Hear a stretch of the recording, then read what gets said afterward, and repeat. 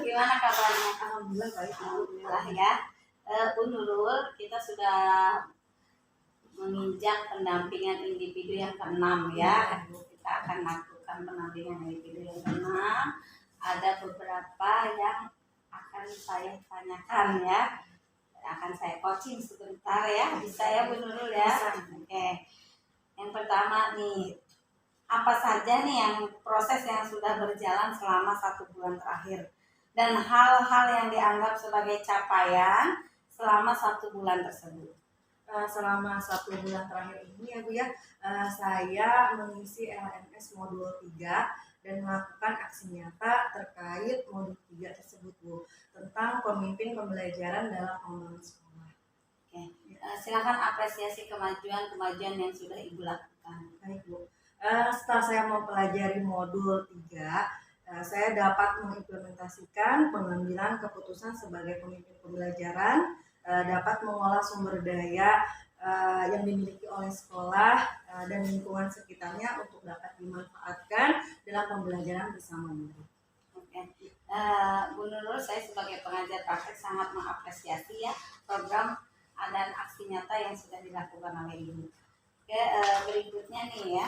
Jadi tujuan pendampingan ini Bu akan saya sampaikan ya. Jadi pendampingan individu yang keenam ini menjelaskan tentang program yang diterapkan di sekolah yang berkaitan dengan modul 3 ya. Yang berikutnya tujuan utamanya saya itu memonet Ibu ya tentang program yang sudah diterapkan terkait modul 3 ya selama 1 bulan ini. Jadi modul 3 apa programnya itu? Membuat sebuah program yang berdampak kepada murid itu ya. Oke. Sudah sejauh mana nih penerapan program sekolah yang berdampak pada murid yang sudah Ibu laksanakan di sekolah Ibu? Program yang terkait dengan modul 3 tentunya ya Bu ya, tentang perbaikan dan program-program yang sudah berjalan ya. Tentunya di dalam program tersebut juga masih ada banyak kekurangan yang perlu diperbaiki dan ada juga capaian-capaian yang saya juga harus lebih memaksimalkannya lagi sehingga program tersebut dapat benar-benar berdampak pada murid. Oke. Bagaimana nih tanggapan rekan sejawat dan siswa ketika Ibu menerapkan rencana program sekolah yang berdampak pada murid? Alhamdulillah ya Bu ya, rekan sejawat saya semua sangat mendukung karena memang kami di sekolah juga termasuk ke dalam sekolah penggerak, sehingga program saya sebagai guru penggerak dan program rekan sejawat saya juga jadi saling beriringan dan saling berkontribusi tentunya untuk kemajuan sekolah gitu. Alhamdulillah ya Bu ya. Apakah progres program sekolah yang berdampak pada murid sudah sesuai tujuan dan ekspektasi yang dimiliki oleh Ibu? Alhamdulillah Ibu, program ini sudah saya laksanakan sesuai dengan tujuan dan ekspektasi dan saya harus lebih memaksimalkan program-program tersebut. Iya. Bagaimana perasaan Ibu ketika menerapkan rencana program yang berdampak pada murid tersebut? Tentu Bu, perasaan saya tentu sangat antusias ya. Ya, juga ini sebagai tantangan bagi saya sebagai seorang guru penggerak untuk bagaimana cara menerapkan rencana yang sudah saya buat tersebut agar berhasil dan berdampak maksimal kepada murid. Oke. Apa saja nih tantangan dan kesulitan Ibu dalam merencanakan dan melaksanakan program tersebut? Tentunya Ibu ya, dalam sebuah rancangan program tentu pasti ada tantangannya.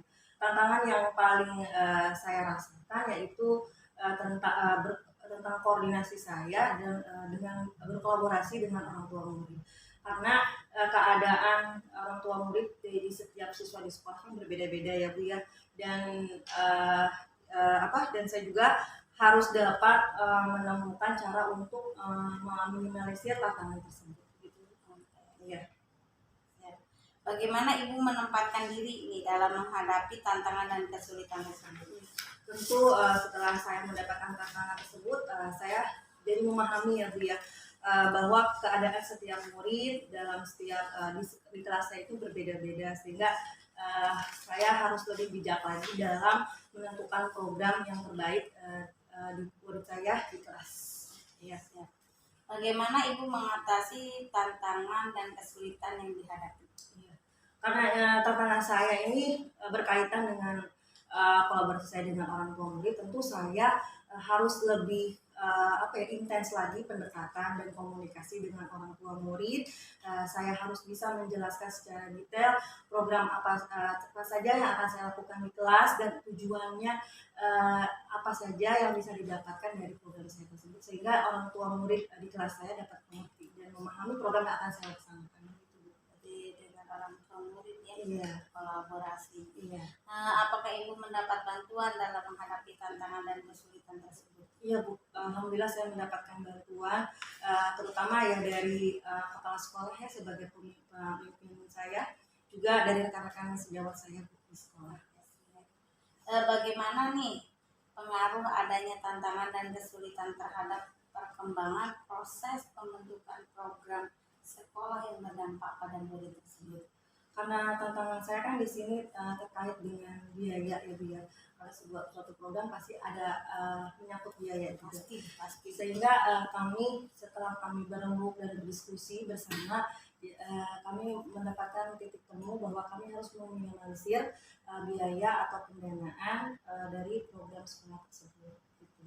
Jadi tidak memberatkan dari sisi manapun gitu. Iya.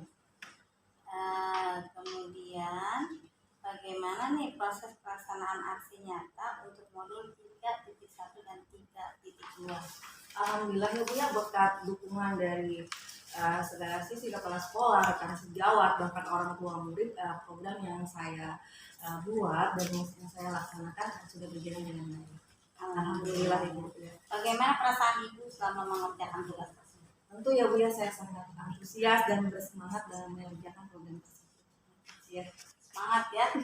Harus Bu. Ya. Ya. Apa saja temuan yang ibu dapatkan di situ?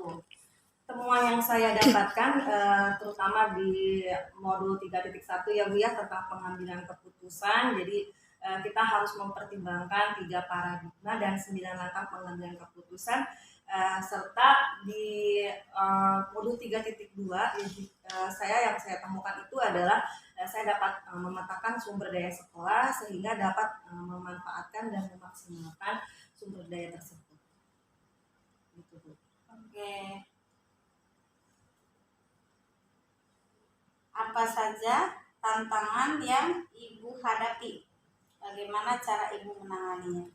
Tantangan saya sih ya Bu ya, yang saya temukan kendalanya di modul 3.1 ya Bu, yaitu dalam pengambilan keputusan kita harus dapat memahami kondisi setiap murid yang memiliki banyak perbedaan, sehingga kita dapat mengambil keputusan yang terbaik dan paling bijaksana untuk nanti yang berdampak pada murid-murid kita sendiri gitu. Oke, Bu Nurul, sekarang pertanyaan saya terakhir ya, apa pembelajaran yang ibu dapatkan yang bisa menjadikan perbaikan di masa yang akan mendatang?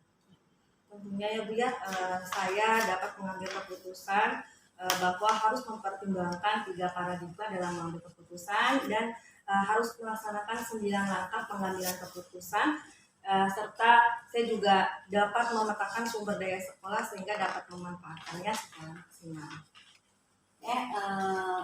Bu Nurul, saya sebagai pengajar praktek sangat mengapresiasi program yang ibu terapkan ya di sekolah ibu. Semoga sukses selalu dan semangat selalu, walaupun memang di situ ada tantangan dan kesulitan, jangan pantang menyerah ya. Siap Bu. Karena demi student well-being itu tercapai. Kemudian program dan aksi nyata yang sudah ibu lakukan itu sudah baik ya, sudah bagus. Teruskan dan lanjutkan, semoga nanti di implementasi lebih luas ya hasil pembelajaran dari kemarin ya, dari fasilitator ataupun selama mengikuti mata karya itu mudah-mudahan bisa terimplementasikan semua di lapangan ya. Semangat, semoga nanti lulus ya. Siap, baik. Amin. Oke, menurut ya LMS-nya udah diisi? Sudah Ibu. Oke, sudah diisi ya. Jangan sampai telat, kan sudah beres semua ya. Sudah, alhamdulillah. Oke, menurut ya.